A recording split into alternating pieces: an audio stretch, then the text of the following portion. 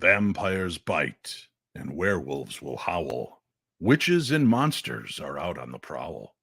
The night of All Hallows Eve is finally here, reminding us of all of those beasties we fear. The burnt umber fall skies turn into night, so creatures most foul can deliver us fright. No blankets or covers will keep them away. This is the one night a year when they come out to play. Ghosts and goblins and creatures so frightening run amuck on this night till the sky begins lightening. But as of now, the night's just beginning as the veils of the living and dead start their thinning. Sit back, my friends, we've tales to share of ghosts and of witches and things that will scare. For tonight is the night for all things quite gory. Stay tuned for true tales from our good friend Neil Storey. Now that is a promise, and what could be greater? So get ready, it's time for the Paranormal 60 with Dave Schrader. I'm not gonna stand here and listen to this baloney. He won't float. He doesn't stand for baloney.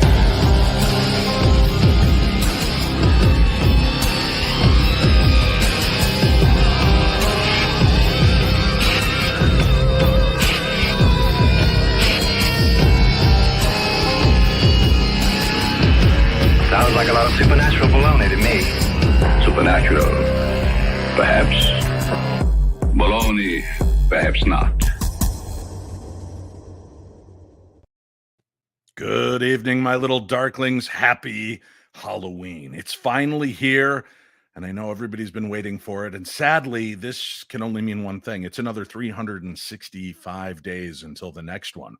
But we don't carry Halloween just in one day. We carry it in who we are and in our hearts. And that's what the Paranormal 60 is all about, taking that little bit of spooky with you wherever you go. And tonight, we've got a great show for you lined up. It's been a while since he's visited with me, but I knew that I wanted to spend this important night with a good friend and an amazing storyteller. He was our host when we went to England to take me and our group around to see some of the most haunted and historic sights. He sat at the front of the bus, keeping watch over the flock. And like a perfect little machine, I could simply call out, "Ghost story!" And he would begin and tell us a story of strangeness, of witches and ghosts and vampire legends and lore. So, ladies and gentlemen, let's wait no more. It's time for Neil Storey. Hi, Neil. Hello, Dave. What a wonderful welcome. Thank you. It's a pleasure to have you back here and sharing this moment in Halloween night. I couldn't think of a better way for us to reunite, my friend. It's been a while. It certainly has. So I raise a glass of something not too noxious to all of you, and happy Halloween.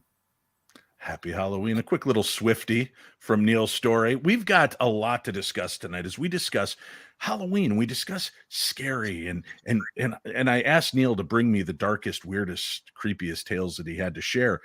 But I'm curious, why do you think it's so important to people to celebrate this night? Grown-ups and children alike seem drawn to this special day, this Halloween season, and the stories that come with it. Why do you think that's so important as a folklorist and historian?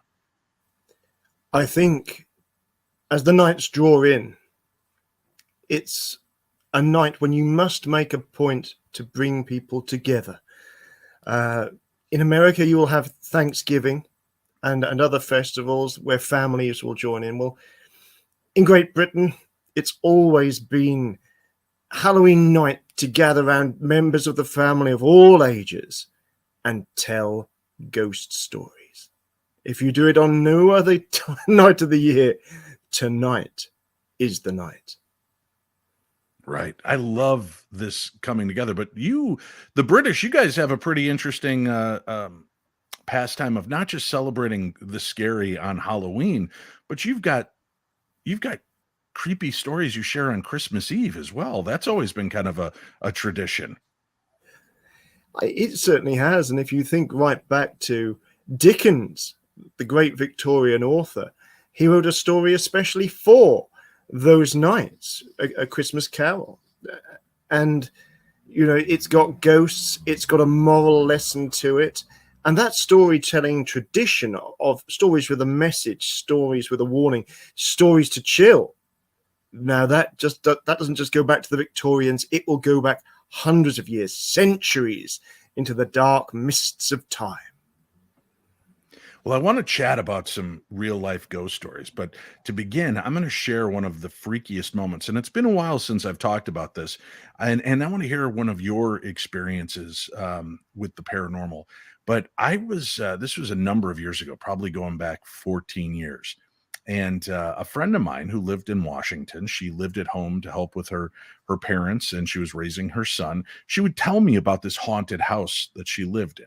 And you know as well as I do, Neil, we hear those stories all the time. And some you have to take with a grain of salt and some a little bit more depth. And I could never really tell if Stacy was just pulling my leg for fun or what. And she contacted me one night and she said, "Is there any chance you could keep me company tonight? Just video chat. I'm home. It's only me and my son. He's in bed. I'm hearing weird things." And I'm like, "Sure." So I haven't talked to her in a while. We pull up the deal. I get my video chat going, very similar to this.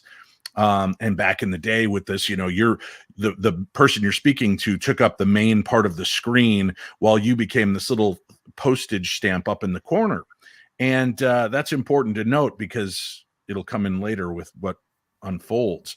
So Stacy is talking to me a little bit about some of the creepy stuff she's hearing in her house. She's heard her name called a few times, but not by a recognizable voice. She has been hearing footsteps as she was in the house alone. Her son, the only other person there, sound asleep in the bedroom. And we're chit-chatting, and at one point she kind of does the hold on a second, puts her finger up and pauses, and her eyes start darting around, and I can hear footsteps in the room. And she looks at the camera and she's like, "Are you hearing this?" And I nodded, and then they just stop. So we go back to talking. And again, nothing terrifying. It wasn't shrieks or flaming bloody heads hanging in the sky. So we kept talking. At one point, she goes, "I have to go get a drink of water." And she got up and walked away. And as she did that, a few seconds later, I could see her computer started to shake a little bit, like somebody was walking towards it. And I see pass in front of the camera lens. It looks like a child's head passes by. I could see the hair, everything, passes by and walks away. And she comes back over and sits down. And I go, "Oh, I saw your son. What's he doing up at this time?" And she got this perplexed look and she goes, "What do you mean?" And I said, "While you were getting water, a kid just walked right past the camera. I saw his head. And he was short stature. And she goes, "Are you screwing with me right now?" And I said, "No, I'm telling you, I just saw the back of this kid's head as he walked past the camera." She goes, "My son's asleep." And she points over her shoulder. "That's his room behind me. There's no way he would be coming from this direction. And he would have had to walk past me as I was getting water." And I'm like, okay. Again, not too sure. Do I believe this? Is this woman just long play, weird moment or not? We continue to talk. I'm trying to keep her mind off of creepy crawlies and scary things. And we're chatting. And after a little bit, all of a sudden, I see what appears to be an older woman walk in behind her. And it looks like she's just come into the room, and she stops and looks at the computer and almost kind of like bends to look at the computer screen from a distance. Like, who is she talking to? It appears she turns and sets something down and then walks over and sits in the chair next to my friend. Now she's working on something as we're talking back and forth, and she's telling me a story, and it's getting long-winded, and we're like 1:30 in the morning where I live. It's only 11:30 for her. But I'm like, "Well, hey, Stace, I love you. I'm sure everything's going to be fine now. And now that your mom and dad are back home, I'm going to get going and go to bed." And she stops and looks up and she goes, "What do you mean now that my mom and dad are back home?" And I said, "Well, now that they're back, you're not alone. I'm going to go to bed." And she goes, "They haven't gotten home." And I go, "Stacy, look at your screen." And she looks up at her screen and her face goes white. And she reaches over. She has a little lamp on her desk. She grabs the lamp and swings it towards the chair. And you could clearly see there's no one there. Oh, no. But without it, with just that kind of dim gray lighting, with just that one little light in front of her, it was this washed out old woman. And I thought it was her mother. She saw this thing when I told her to look at the screen, and it freaked her out. Needless to say, we spent about another hour on the phone on the stock, and I reached out. I'm like, I got to get my friends in on this, and I called up Patrick Burns and Chris Fleming, and I'm trying to get them to log online and become part of this chat because we're watching a live ghost hunt happen. And I kept her company for the rest of the night until her parents did finally get home. But I'll tell you what, if you were ever a non-believer, a moment like that will certainly shake you to your core and bring you to the moment of there's something out there, Neil. This is real. Yeah. Now, talk to me about your experiences with the paranormal. Have you ever had or seen a ghostly experience? I guess I've been investigating the paranormal since 1988. I think that was my first ever investigation. And over those years since, I used to say I've never seen a ghost. Well, I'm afraid I have. I have seen, and I've seen many things that I simply cannot explain. But that very first investigation was the one where it proved to me that there was something beyond, that the paranormal did exist. And I guess that's what the legacy of that is. I don't often tell this story. I was a student, and there was a group of us that really loved Gothic horror. And we loved ghost stories and legends. And we'd go to historic places and just kind of soak up the atmosphere. I've always been a very natural ghost hunter, really. Not in those days, there wasn't the electronics. If you were going to use a video camera, it was something that came in a huge box. It's heavy. It's got long lens, and you had to put a brick in the side of it and push the side with a clunk. You know, that sort of thing. If you want to get any sort of movement, you use an oscilloscope, which you borrow from the science lab. If you wanted to record, good old dictaphone, or the Sanyo cassette recorder, where you use two fingers and a button to press, two buttons to go down for play and record. But that's what we had, and we had the guidance of there were ghost books, the Usborne Book of Ghosts that youngsters loved. It had some of the methods that were used by Harry Price. He was I guess Harry wanted to convince people that ghosts really did exist. So maybe some of his investigations don't stand up quite as they would do to modern. You know, time has not always been kind to Harry, but I think he believed, and I think he wanted others to believe. But he certainly uncovered some weird stuff. So we'd use controls like putting a string across a door. So if anybody walked through it, it would break the string, dusting the floor with talc. But one day I was in the library, and one of the girls from the hairdressing department in the college where we were came over, and she was a beautiful girl. I thought, oh, hello. She said, you're part of that ghost club, aren't you? I said, yeah. And I thought, where's this going? She said, our house is haunted. I said, and I thought, is she pulling my leg? Anyway, it turns out that her and her friend in the house that they rented as students together, just a Victorian terraced house, standard long rows of them in the town of Great Yarmouth, where we were at college. And they would have had one time a parlour and a dining room that they kind of knocked through in a lot of these student residents. And they'd put in more modern doors and things. But the problem they were having was that when they were sitting in the front room area watching TV, they would have a figure pass behind them. You'd just see it at the corner of their eye. It was black. It was a black shape.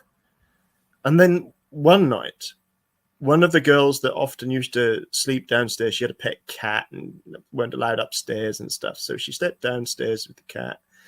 Sometimes she'd have her boyfriend to stay. And one of the nights, cat and boyfriend in the room, she wakes up with a start and she sees something in front of the curtains. Now, there were street lights and a window and curtains. She's looking through, and there was an object there that was a dark shape, like a cowled figure wearing a hood, like you would imagine a typical monk figure.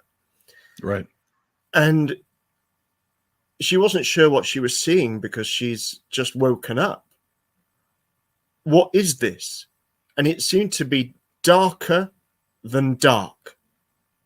But all of a sudden, it didn't even melt away. It kind of just disappeared. It wasn't there anymore. So she questioned herself, but she was absolutely, it was terrifying to her what this figure that seemed to be so intent, so real for one moment and then gone the next. So we went to investigate. We set everything up that we had with the old video recorder and the cassettes, and we had a digital thermometer and we had a mercury thermometer. And the only thing we got all night was in the chime hours between 12 and 3. It was around about 2. Everything cut out in the room, in that front room where we were investigating. There were 3 of us. And it was odd because you could hear that the fridge in the kitchen, if you walked through front room, dining room, fridge, the fridge is still buzzing. There was a small standby light in the far room. That one hadn't got, it was just in the front room. And everything had cut out, and the thermometer, that had cut out, but the mercury had dipped. And it was a serious dip. It was right down. And then you could literally see it coming back up again. So it was strange, but there was no weird atmosphere. Until come the morning. Packed up our stuff. Thanks very much, girls. You know, it'd been quite a nice night, you know. And it's always good to ghost hunt in a quiet environment with friends, a little bit of chat, you know, a little bit of you know, heart-to-heart chats and stuff, you know. And as we left, the 2 girls that lived in the house, they came out. There's 3 of us, and we shut the front door, which was on a Yale lock, so you had to shut it with a bang. So bang, we shut it, and then thump inside. Now, without thinking twice about it, we went in. My friend, he went upstairs. Other friends stayed with all the equipment. I'm in the downstairs room. And I'm looking around. There's nothing. They did dressmaking as well and fashion design. We thought maybe that had fallen over. No, not fallen over. So we looked around, but the atmosphere in that downstairs, it was...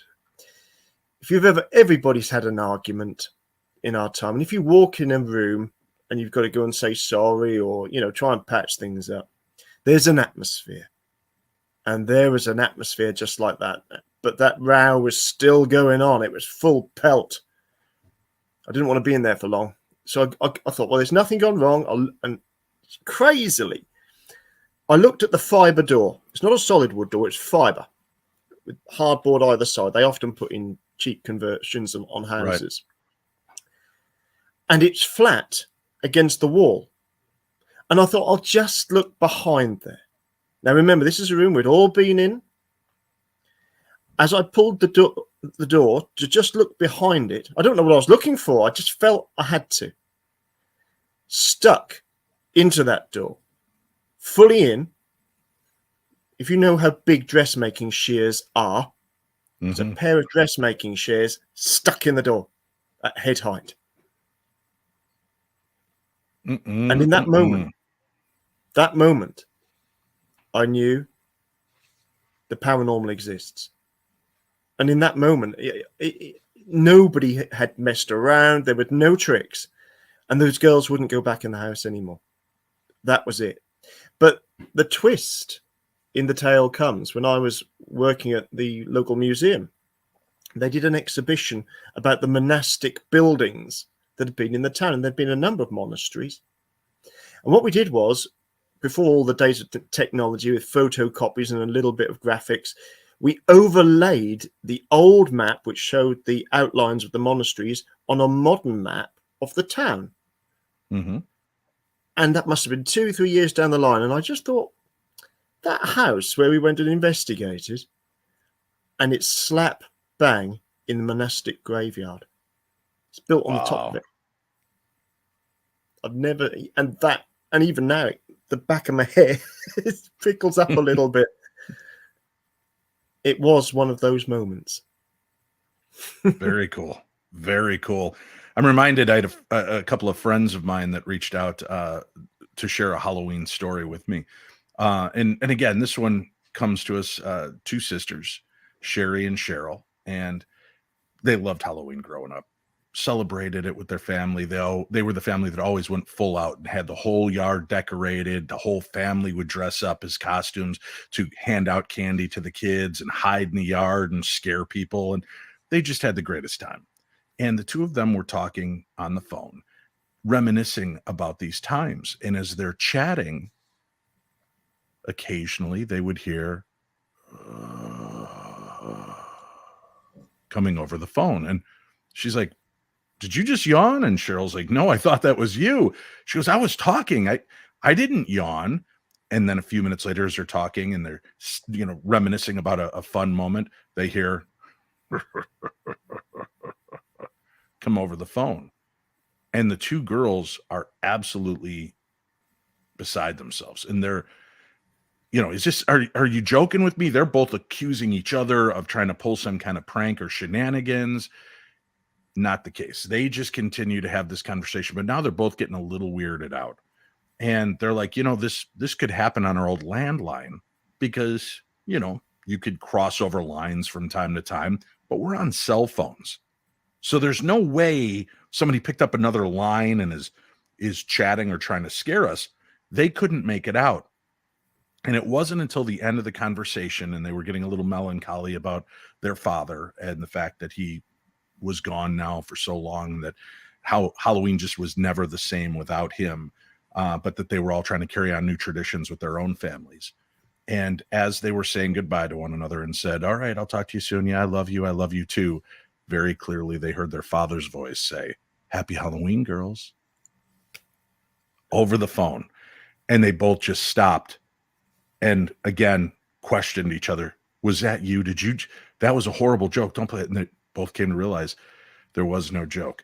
The little spooky sounds and laughter were coming from their father as he was trying to make his little presence known as they would talk about creepy things on Halloween. And then at the very end, he said, "Happy Halloween." I just thought that was such a beautiful but kind of creepy story, right? You got that kind of that dichotomy of, oh, it's so sweet, but holy crap, there's a ghost on the phone. It's the ultimate naughty dad prank, isn't it? Yeah. I remember playing as a kid. I went to a Lutheran grade school, and for confirmation, we got these really spooky glow-in-the-dark crosses that were given to us. And I remember my buddy Rick had come over to the house, and we're playing in our room, and he's Van Helsing and I'm Dracula, and we turn off the light so he's got the glowing cross so that it would glow in the presence of Dracula. Oh, and as we're playing this, all of a sudden we hear very clearly, "I'm coming to get you." And we both just kind of stopped, and I flipped on the light behind me, and I go, "Dude, how did you do that?" And he goes, "I didn't do that. I thought you did that." And then we heard the laughter. And it was just this creepy, exorcist-y laugh in my room with the two of us standing there. And we're both petrified, and he's got the cross. And I remember him kind of swinging the cross around like, holy crap, there's something in here with us. And then the telltale sign, I heard my mom start to giggle. It was my mom and dad in the room next to me. I had a vent that connected my room to their room. They were on the floor listening to us play, and then they were making these creepy noises to spook us. So that's Halloween to me. That's the fun, the scares, the safe scares of I love Halloween. I love it. Let's dip into some folklore and ghost stories that you're going to bring to us tonight. What's one of the first on the docket for you? First on the docket is one of my favorites. It's very local to me. It's in the county of Norfolk, and it relates to a figure that many people all around the world will have heard of. It's Queen Anne Boleyn, the second queen of King Henry VIII, of his 6 wives, and she gave him the most wonderful daughter, who grew up to become Queen Elizabeth I. But of course, Henry wanted a son, and he trumped up charges against Anne Boleyn. He go with the treason, go for an affair with her brother, and an accusation of it, and also in reserve. Ah, yes. Yeah, let's use witchcraft in reserve of that. She was said to have an extra finger on one of her hands and a third nipple, all the old tripe that they can come out with. That poor girl put on trial, and she was sentenced to be decapitated. And she knew the mess that British executioners made of executions, because they used an axe, and the executioner, to lob off the head of those with their head on the black on a block on Tower Green, would often get very drunk. They would take several swipes of the axe to remove the head, and often they'd have a knife on their belt to just get through that little gristly bit right at the end, you know. Yeah. So she said the only courtesy she would ask is that they have a headsman come all the way from Calais. And some people don't realize this, but there's that she didn't put her head on a block to be executed. Anne Boleyn was executed kneeling upright, and the headsman from Calais used a long sword with a rounded end on it, a very, very sharp blade. And what he did was he hid it under the straw when she was brought out onto the scaffold, and his assistant, as she was blindfolded, his assistant made a noise, so she looked, kneeling upright, towards where the sound came from. And from under the straw, he pulled out the sword, and with one swoop, her head was gone. She was then buried in an arrow chest in the chapel of St. Peter ad Vincula, St. Peter in Change, within the walls of the Tower of London. But what happened to her spirit? Well, there are many places all around Great Britain that claim that she haunts it. In fact, she's got to be one of the busiest ghosts in all of the land on this night. The places that she appears, including the Tower, Hever Castle, and local to us, there is Blickling Hall. Now, the hall that you know today is a Jacobean construction, but the old Boleyn family house is nearer to the lake. And it was said on the night of her execution, they heard the thunder of hooves coming across the land. And coming up the driveway, there was a carriage. It was pulled by headless horses. It was driven by a headless horseman who carried his head underneath his arm. And in fact, the legend expanded to say that if he hallooed anybody on his way and if anyone gave the slightest intimation that they heard his halloo, they would too be thrown in the back of the carriage with Anne Boleyn. And Anne was a tragic and gruesome sight, for she sat in the back of that carriage, bathed in a deathly moonlight-like light. Bluish white it was, sitting upright, her neck a raw stump, and her head rattling around on her lap. Now, you might think that's an old smuggler's tale to stop people interfering with them as they run inland. Maybe it was embellished over the years. But in the 1960s, there was a guy going back from... in Great Britain, we have something called Young Farmers. I'm sure you'll have a similar club in your neck of the woods for youngsters, like a youth club. And in those days, people could be a little bit naughty and have a bit of a drink and drive. But he wasn't paralytic, and they were very, very country roads that he was travelling. Near Aylsham, they'd been to a big do there. And he was driving back. And as he was driving back, he put ghost stories to the back of your head. He wasn't thinking about that when he was driving past the entrance to the driveway of Blickling Hall, when suddenly a great black mass came up the road towards him. The natural instinct was for him to swerve. And so his car, I think it was a Morris 1000, went straight into a sort of verge. Now he wonders, is it the sound of the undercarriage of the car scraping along the verge? Or was it the thunder of hooves that he heard thundering by his car? Well, he was lucky once they all had gone calm, and he's absolutely stunned by what had happened. He was able to just about get the car out and get it back home, but he caused quite a bit of damage to it, and he had to make an insurance claim. And it was only a while later that he noticed the date of the of the accident, and it was in the early hours of the morning on the 19th of May, the anniversary of the execution of Anne Boleyn. Wow. Very cool. Very creepy. Reminds me of, we're talking about strange encounters on the road. A friend of mine, Jennifer, and her boyfriend, this was going on 20 years ago, were here in Minnesota. They were going to a Halloween party, and they were driving, and they came to a T intersection off on a back road on their way to this party. And as they sat there at the stop sign, a car slowly came through the intersection. And as it did, the driver of the car turned to face them. And when he did, there was no face. It was just like a pure skin flap, just no face. And it just drove by slowly, staring out the window. And as it went past, they both sat there stunned, almost unable to speak. Finally, Jennifer's boyfriend turned to her and said, "Did you just see that?" And she said, "He didn't have a face." And they collected their thoughts and took off, took a right, the direction opposite of where this guy was going.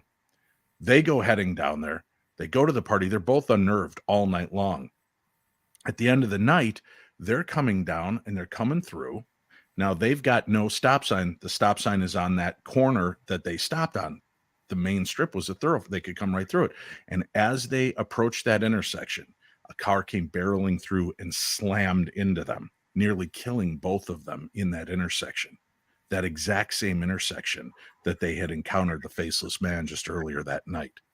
Now, she doesn't know if he was there as a specter or a wraith, a warning of the dangers that were yet to come, or if it was, in fact, the spirit that hit them again. And when they were airlifted out and taken care of, they have very little memory of what all took place. The car was totaled. They were bashed up and banged up and bloody, but they did survive.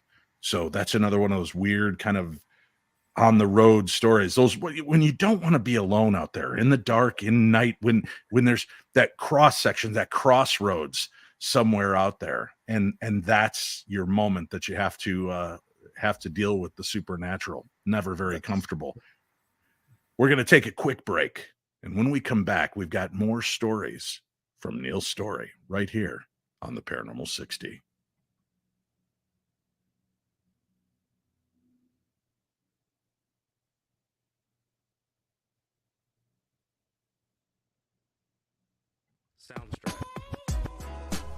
Urban's Edge Tattoo Aftercare is the first ethically sourced, all-natural, vegan, and organic tattoo care line on the market. All of our products are formulated by leading experts in the skincare industry and are developed especially to nourish, enhance, and preserve your tattoos. Our tattoo enhancing balms are non-greasy and the perfect consistency for daily use. They're absorbent, hydrating, restorative, and are guaranteed to bring life back into your artwork. Visit www.urbansedgetattoo.com to order your starter kit today. That's www.urbansedgetattoo.com.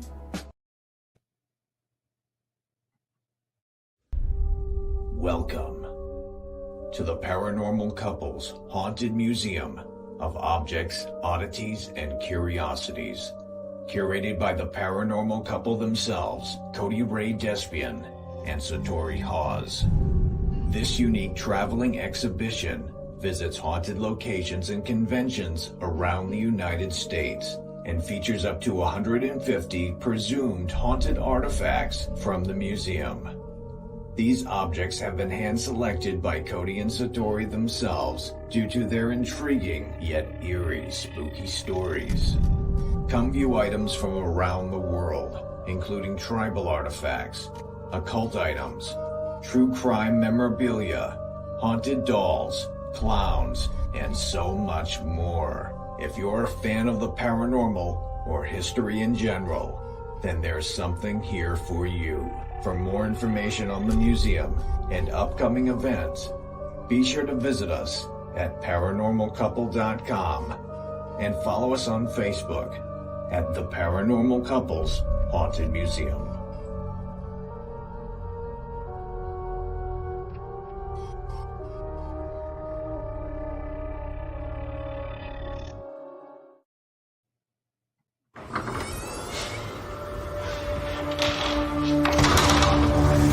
Haunted Magazine, is packed full of the paranormal, stuffed with the supernatural, sautéed with spookiness, garnished with ghosts, and even drizzled with a dash of demons.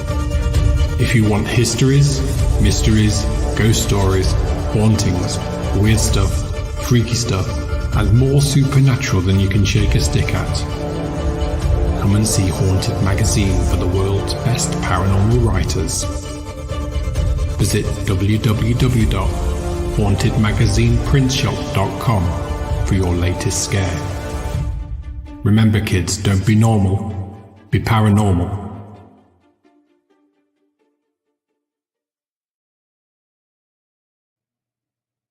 We are back.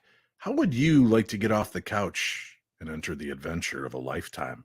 That's right. You can join me this February for Egypt Obscuro. Schraders of the Lost Ark. That's what I like to call it. We're going to be heading over to Egypt for an amazing trip, February 12th through the 23rd. 12 days, 11 magical nights. Tracy Ash will join us. She is an Ascension timeline Egyptologist and a sensitive, amazing woman, and we're going to get access to some of the most unbelievable things you'll ever see. If you'd like to join us, only 6 spots remain for this trip. 6 spots, mysterioussadventurestours.com, or just go to darknessevents.com. That's darknessevents.com and sign up now. Join me for the adventure of a lifetime. We are here. It is Halloween night. And since we're giving you treats this evening, how about you respond in like? How can you do it? Real simple. Wherever you listen to this podcast, or if you're watching this video, I need you to like this video, subscribe to this video, never miss another minute in the best in paranormal discussion. And for those of you that are listening to the audio-only versions, if there is a place to rate and review it on your audio-only tool, please make sure to do that, especially on Apple Podcasts. Let's get a big rush of all of the reviews coming in right now. So if you've never reviewed or you'd like to review again, go on, give me those 5 stars. It's going to cost you nothing to give me 5 stars and a couple of kind words, but let me know what your favorite parts of the Paranormal 60 are. And make sure that you tell everybody else about it. By rating and reviewing your favorite podcasts, that's how they get seen and heard by even more. So go share the best in paranormal programming. Go share the Paranormal 60. Our guest this evening on All Hallows Eve, Neil Storey. Neil is one of my favorite storytellers, authors, reenactors, and one of our all-time favorite hosts on one of our foreign adventures. He led us not to 1 but 2 England adventures, and we will be going back to England, hitting up new locations, new stories. So keep tuned in to darknessevents.com for those as we move forward. You mentioned in the previous story about witchcraft and the aspersions that would be cast on people, and usually the low-hanging fruit way of trying to rid yourself of an enemy. But as much as we've talked about all of the false claims of witchcraft, your country is known to actually have very powerful witches. As a matter of fact, so powerful that they were called upon during the war, if I know and understand this right, to help stave off an attack. Can you tell me a little bit about that story, and for our listeners that are intrigued with, does real magic exist? It's an intriguing thing, and I don't think we'll ever know all of the truth about it because it involves propaganda. It's the same sort of, there was actually quite a department set up as part of the British Secret Service, and it got a bit out of control, really, because I think charlatans got involved, as well as there being some very gifted people amongst it. I think some of the very first... I think it was, is it a scam or isn't it? In the German history of Adolf Hitler, he didn't believe in any sort of magic. He didn't believe in horoscopes, according to the historians of that time. But this story has come out that he used horoscopes to judge what will be favorable battles to fight, or whether he should go for an attack on a certain day or not. And so the story is that they had this British ministry set up, which included those who could scry the horoscope, and by deciding what would be the most favorable day, they could kind of predict what Hitler was up to. But there's an argument for that maybe the whole thing was a great big scam just to make Hitler look stupid. I think he did a pretty good job of that all on his own, really. But there are stories that really will we ever get to the bottom of? You see, there's witchcraft, but there's also magic. And there's magic from magicians like Jasper Maskelyne and people who had worked in the film and industry and theatre. And they did the most incredible tricks with light.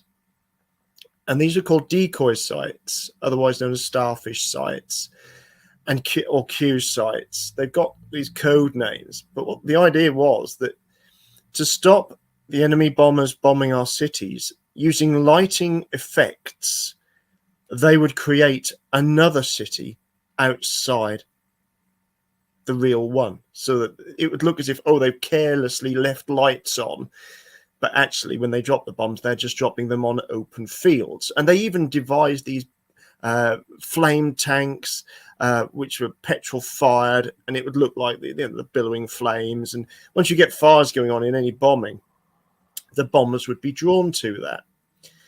But it's part of that story where there are tales of those with the magical gift bending the beams, in effect, that were guiding the German bombers to where they should go. I know that there's we shouldn't dismiss the power of the paranormal.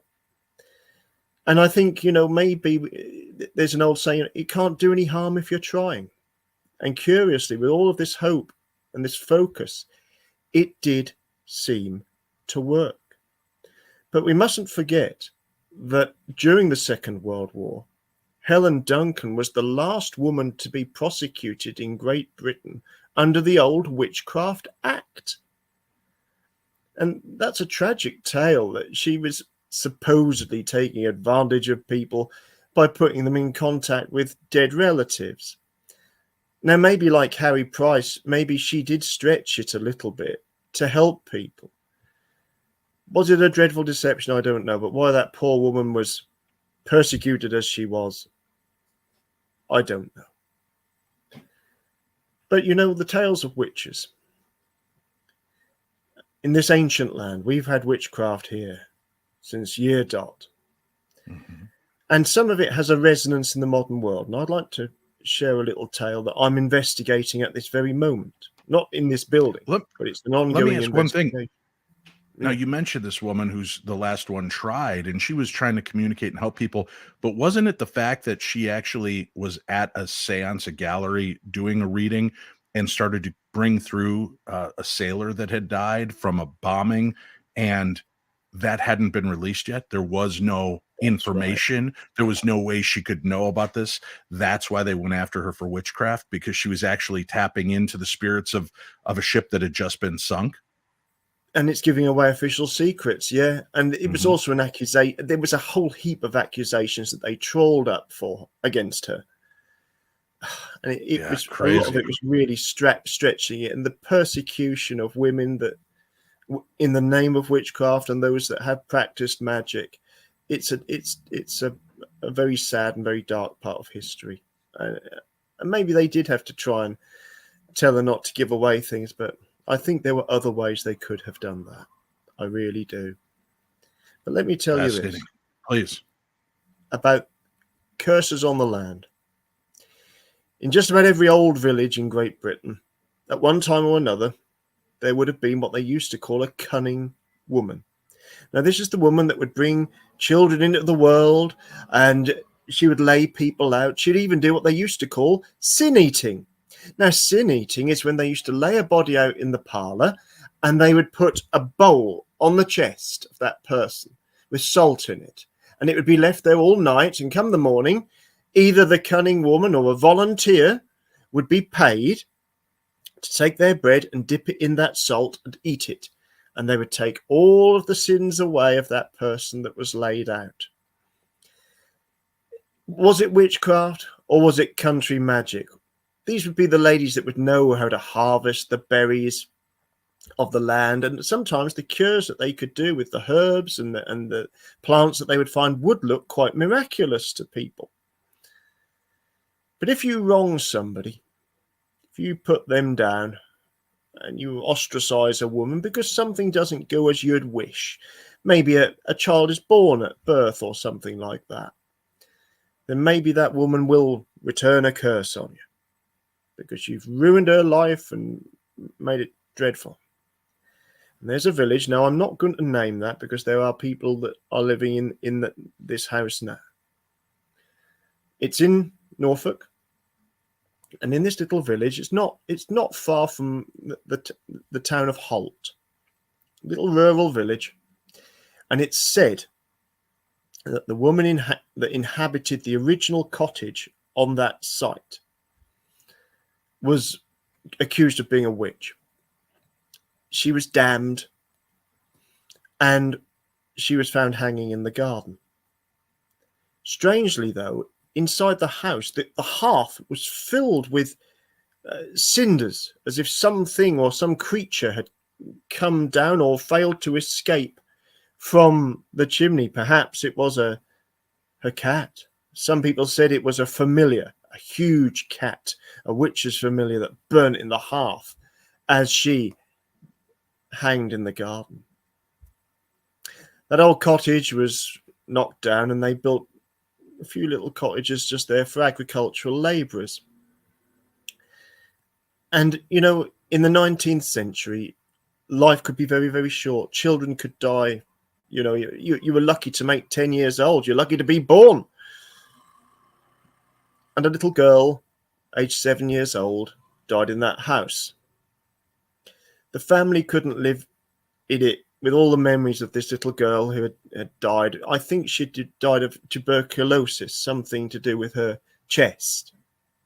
And it tragically, there weren't the antibiotics that we have nowadays to help her. So it had taken time for her to die, and her family had cared for her. So you can imagine, if you believe in stone tape, it will leave something of that on the walls. Or is it an echo of that woman accused of being a witch on that ground? Is it haunted? Is it cursed, as some people said? The new family that came there, they knew nothing of any of this. And they had a little daughter, and they gave her a new doll, a little bisque doll, beautiful little doll with blue eyes and real blonde hair. Dressed, they didn't have an awful lot of money, so they cut down her nightdress and made it small, put little bits of lace on it. And it's a beautiful little doll. And the little girl, though, played with the doll in an odd way. The parents would often say, who are you talking to? And the little girl would just carry on playing with the doll, and they thought she was talking to the doll. Mm-hmm. The doll never had a name. And it was only when this little girl got to about the age of 7 that the parents said, well, who are you talking to? Why do you never give the doll a name? She says it's called Little Girl. Why is it called Little Girl? Well, because when I play with the doll, the little girl plays with me. And somehow people talk about invisible friends, don't they? Mm-hmm. Mm-hmm. That maybe that's what they put it down to. But all of her life, this lady believed that little girl played with the doll and maybe was inside the doll, but she didn't like to say that to people because she felt that they would be ridiculed. But in later life, she told her family members that she believed the little girl is in the doll, and that's why she's always kept it. And she kept it in a small wooden rocking cradle. Now, when she passed away, her family cleared the property, and it's not that long ago. And little doll was put away in an attic, in a box. The couple that inherited the doll and lots of the effects from the house, bought a new home. And that's a very similar house, just in another part of the county. And they had a nice neighbour an elderly couple that had grandchildren that would come along and play at weekends. And this couple used to lay in their bed at night on occasion, and they thought, oh, those kids, aren't they being naughty? They could hear the laughter of what sounded like a little girl next door messing around late at night. And one night she'd been particularly boisterous, and the couple saw the grandparents in the morning getting out of a car. And they said, oh, did you have the grandchildren? You just dropped them back home. They said, no, we've been away for the weekend. There's been nobody in the house. So in the room, what they thought was next door, the next door neighbour's adjoining house, there's the laughter of a little girl that wasn't there. So they thought, I wonder, what could this be? So they find that box in the loft, and the doll's there as ever, all wrapped up. And they just brought the doll out, and they were talking to friends and told the story. And they went to bed, leaving the doll on the downstairs table. It's a wooden table, nice family table. They heard the laughter, except this time they heard the doll in the wooden cradle rocking on their table. Ooh. They went downstairs and they just saw the cradle slowly finish rocking. And that's when they contacted me. They'd come to some of my ghost talks and lectures over the years to investigate what is going on with little girl. I took little girl, because I don't think it's a nasty spirit, I just took her along to the Parameet here in the UK. Mm-hmm. I didn't say anything. I just put her on display on my stall of things and interesting stuff. And two ladies that were psychic mediums during the day just put their hand over the doll, over the face, and said, you can feel her breathing. They said, we feel there's the spirit of a little girl in this doll. So we'll see what happens with little girl living with me for a little while. Well, yeah, keep us alerted to it. Next time I'm out there, I'll have to bring my recorder. We'll do some EVP work, see if we can get little girl to talk with us. It would be lovely. I just hope that there will be love and respect for her. And I know, Dave, that you're just the man to do that. I'd like you to meet her. But she's a beautiful old That girl. was a little creepy the way you said that. I'd like you to meet her. That sounds like every Vincent Price movie just coming to life. I don't know that I want to meet her now. I don't know. She'll come a knocking, Dave. I grew up in Illinois, and I had my fair share of strange paranormal things happen, and I believe my house was haunted growing up, and as did many of my neighbors. But one of the stories that really kind of unnerved me was the fact that a buddy of mine used to talk about the fact that in their window well, for those of you that don't know what a window well is, as the house is built, they are recessed. They're kind of windows from the basement, and there's a little kind of well around it, so you could get some natural light into the basement and do that. Well, this kid would claim that he would see children's faces in the window looking in to the basement, and freaked him out all the time. He went and put posters up over the windows, did things to not notice them. The one window, well, his posters would not stay up. Everything kept coming down. He kept complaining to the family. They're telling him that he's maybe overreacting or imagining, dreaming, because we know it's always good to just dismiss claims of the supernatural, especially when it comes from children. What do they know? Although they do seem to be some of the most gifted, right? And as he continued to have these experiences, his mom came down one day to clean up his room, and she was calling him down. She's like, what the hell? Why do you have these dirty handprints all over your window? And he said, Mom, that's not me.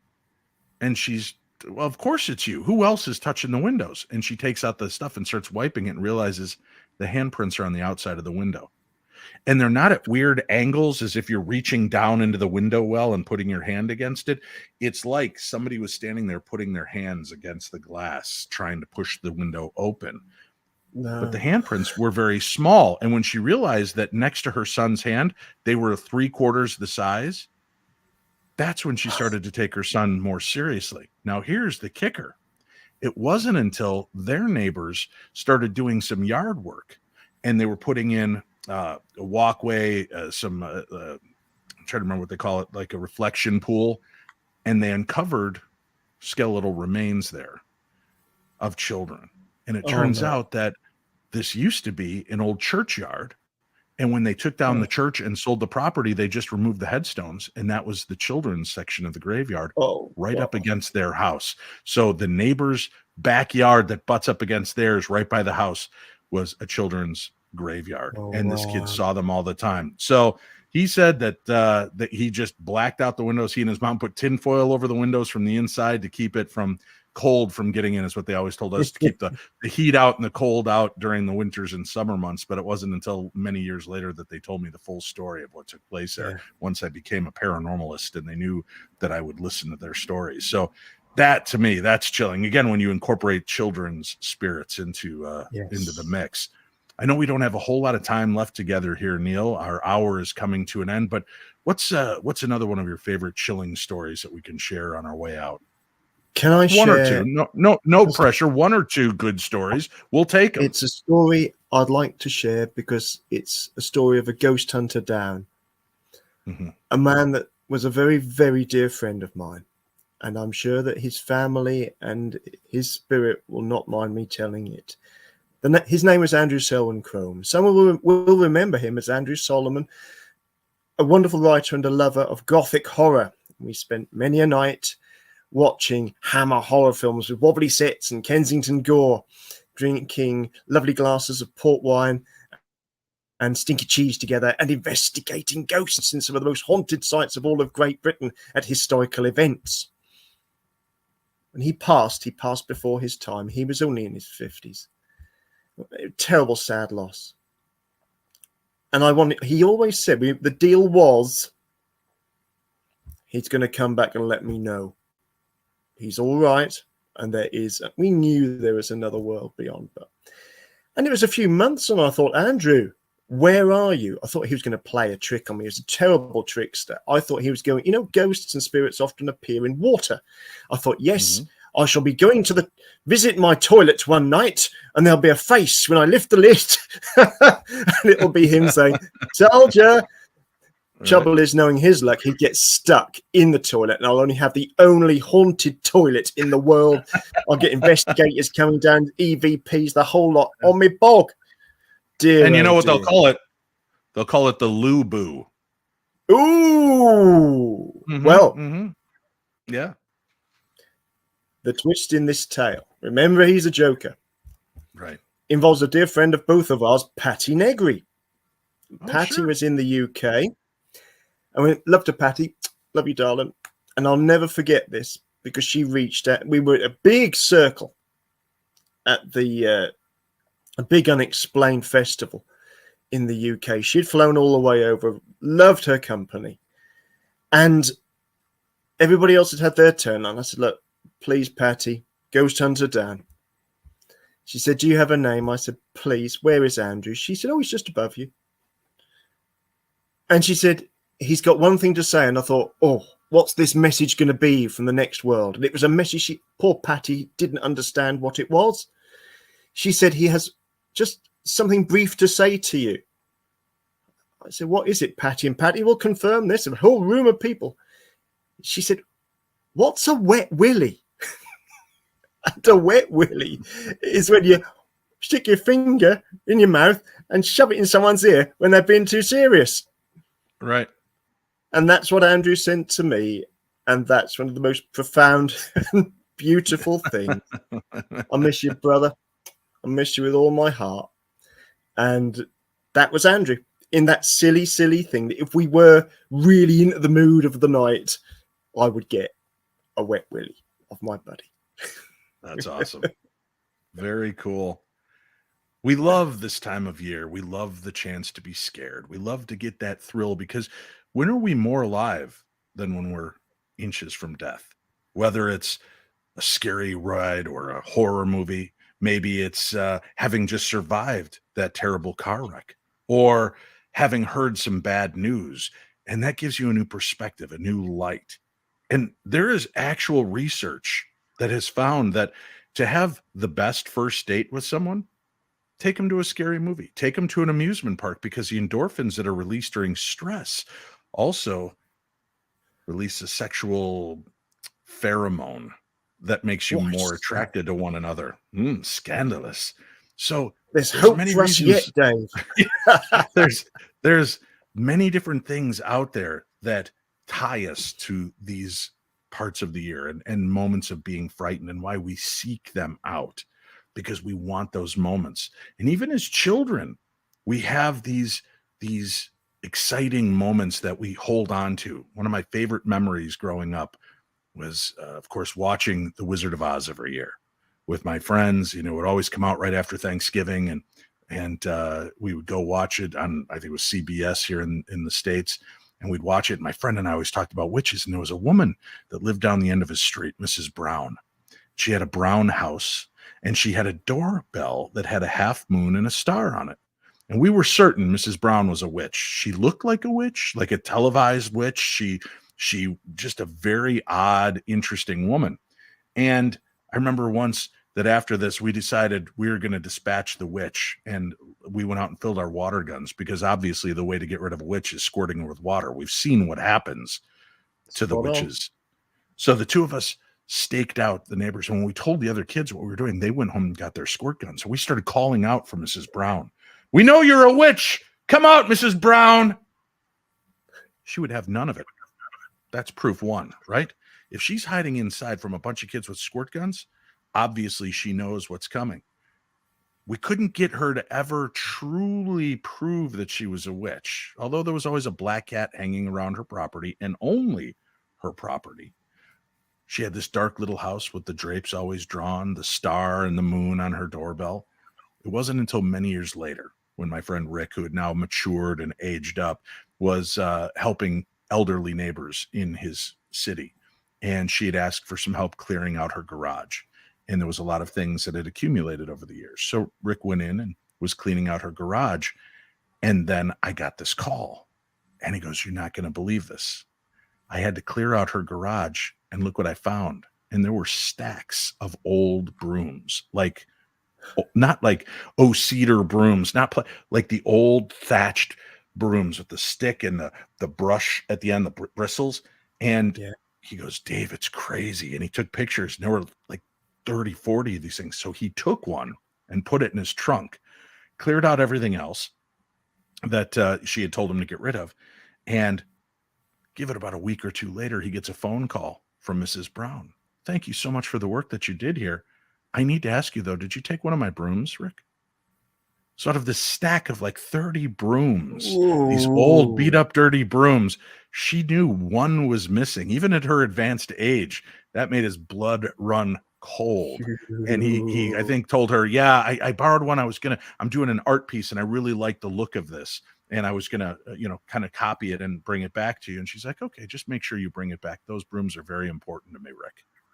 So I don't know if she, as an adult, as an elder, was still having fun with the child that's inside all of us, or were we right all along that the witches and ghosts and things that go bump in the night are always a little bit closer than we ever expect?